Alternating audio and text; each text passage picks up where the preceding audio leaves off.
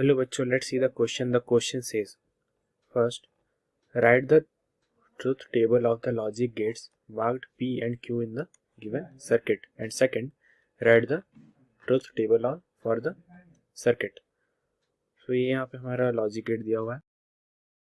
आइए हम इसका ट्रूथ टेबल बनाते हैं फर्स्ट के लिए, जिसमें हमें P एंड N दोनों का यानी कि P यानी कि नॉट गेट या फिर मतलब और गेट का हमें बनाना है ट्रूथ टेबल. आइए बनाएंगे. तो ये रहा टेबल. हम यहाँ पे नॉट गेट के लिए लिखेंगे और यहाँ पे और गेट के लिए, और यहाँ पे नॉट गेट का इनपुट होगा, आउटपुट होगा. यहाँ पे इनपुट 1 होगा और गेट का, यहाँ पे इनपुट 2 होगा, आउटपुट होगा. आइए नॉट गेट में देखेंगे तो अगर इनपुट 1 रहेगा तो जो आउटपुट होगा वो नॉट गेट के लिए होगा 0, एंड इनपुट अगर 0 होगा तो आउटपुट होगा 1.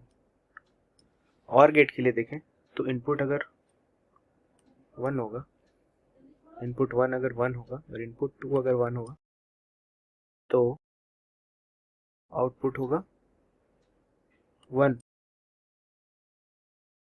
अगर इनपुट 1 अगर 0 है और आउटपुट और इनपुट 2 भी 0 है तो आउटपुट होगा 0. इनपुट 1 अगर 1 है और गेट के लिए और इनपुट 2 0 है तो आउटपुट होगा 1.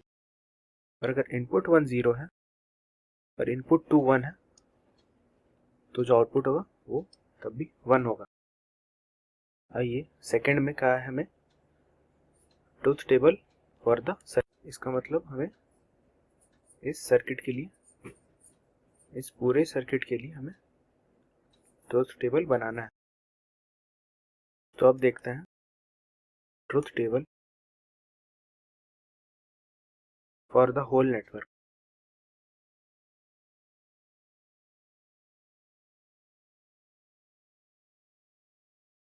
इनपुट ऑफ ए, यहाँ पे इनपुट लिखेंगे उसको. अगर इनपुट ऑफ ए 1 है और इनपुट ऑफ बी भी 1 है तो जो आउटपुट होगा वो होगा 1. अगर इनपुट ऑफ ए 0 है, आउटपुट इनपुट ऑफ बी भी 0 है तो जो आउटपुट होगा वो होगा 1. और इनपुट ऑफ ए 1 है और इनपुट ऑफ बी 0 है तो आउटपुट होगा 0. एंड इनपुट ऑफ ए अगर 0 है और इनपुट ऑफ बी 1 है तो आउटपुट होगा 1. हमारा आंसर आ चुका है और इस क्वेश्चन में हमारा की कॉन्सेप्ट यूज हुआ है